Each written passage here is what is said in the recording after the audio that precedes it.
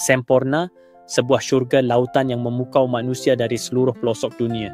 Dengan airnya yang jernih seperti kaca dan pulau-pulau tropika yang bergemerlapan, tempat ini bak kanvas semula jadi yang melukis keindahan bawah laut.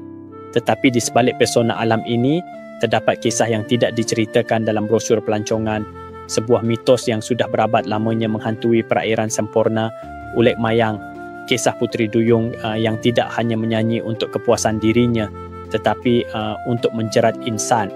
Di sabahan folklor, nama Ulek Mayang sering dikaitkan dengan perairan di sekitar Semporna, terutama apabila kisah berkisah tentang penyelam, nelayan dan pengembara malam yang hilang tanpa jejak.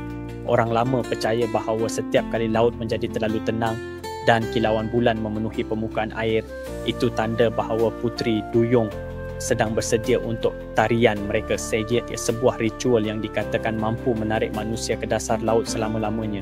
Menurut mitos, para Puteri Duyung bukanlah makhluk seperti yang digambarkan dalam cerita romantik barat.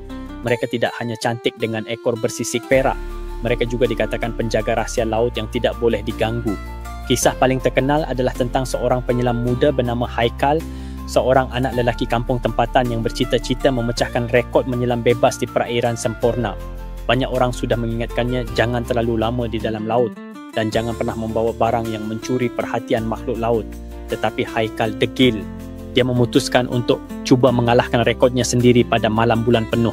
Ketika sedang menyelam, Haikal merasakan sesuatu yang tidak biasa.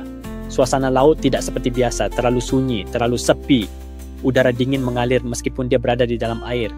Di saat itulah dia ternampak sesuatu di sudut penglihatannya, sebuah gerakan licin seperti gelombang.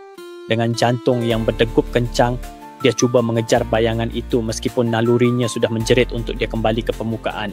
Bayangan itu semakin jelas, rambut hitam panjang melayang-layang di bawah air seperti rumput laut yang menari mengikuti arus. Di saat dia memandang dekat, mata gelap itu membuat tubuhnya kaku sepenuhnya. Puteri Duyung sedang tersenyum. Namun senyuman itu bukanlah senyuman biasa, senyuman itu mempunyai maksud, suatu paksaan yang misterius.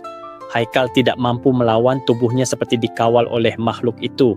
Dikatakan bahawa Haikal akhirnya diheret ke dasar laut. Tidak pernah lagi dia kembali ke permukaan. Esok harinya hanya peralatan menyelamnya yang ditemukan terapung di pantai, masih utuh tetapi kosong tanpa pemilik. Mitos ini bertambah seram dengan kepercayaan masyarakat bahawa Puteri Duyung Semporna mempunyai kemampuan untuk memikat manusia bukan melalui kecantikan semata-mata tetapi melalui suara mereka. Melodi nyanyian Ulek Mayang dikatakan boleh memukau sesiapa sahaja yang mendengarnya. Suaranya lembut, melayang antara angin laut dan bunyi ombak sehingga membuatkan manusia melupakan realiti.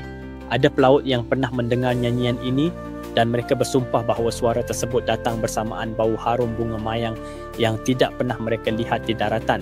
Namun, tidak semua bertujuan menghantui. Ada segelintir yang percaya bahawa Ulek Mayang sebenarnya sebuah simbol perlindungan untuk Laut Semporna, menjaga ekosistemnya dari tangan-tangan manusia yang tidak menghormati.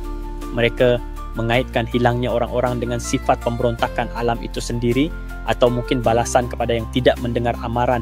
Setiap kali cerita ini dibangkitkan terutama oleh pemandu bot yang sudah lama mengenali Laut Semporna, satu pesanan sederhana selalu diulang. Hormati laut, jangan tamak dan jangan pernah lupa bahawa ada tenaga yang lebih tua daripada kita sedang mengawasi. Semporna tetap menjadi destinasi impian bagi pencinta laut, tetapi bagi mereka yang percaya akan mitos Ulek Mayang, perairan biru ini bukan sekadar tempat untuk menyelam, tetapi juga portal antara dunia manusia dan alam lain. Setiap kali ombak tenang dan bintang memenuhi langit malam, mereka mendengar suara di kejauhan samar-samar. Di antara bunyi angin, adakah itu nyanyian Puteri Duyung atau sekadar imajinasi manusia? Hingga kini soalan itu masih tidak terjawab dan mungkin tidak akan pernah ada jawapan pasti. Tetapi satu hal tidak dapat diragui, perairan Semporna menyimpan misteri yang hanya dapat difahami oleh mereka yang berani mendekatinya. Jadi kepada anda yang suatu hari memutuskan mahu menyelam di Semporna, ingatlah, ambillah keindahan lautnya dengan penghargaan, tetapi jangan lupa tentang kisah Ulek Mayang. Kisah yang mengingatkan kita bahawa alam jauh lebih misteri daripada yang kita sangka. Apa yang dilihat mungkin hanya separuh cerita, apa yang tidak terlihat menyimpan ketakutan yang lebih mendalam. Sekiranya anda ingin kami membuat penyelidikan berkenaan apa-apa cerita misteri atau mitos, sila tuliskan di ruang komen di bawah. Jangan lupa untuk tekan butang subscribe, share dan komen. Terima kasih.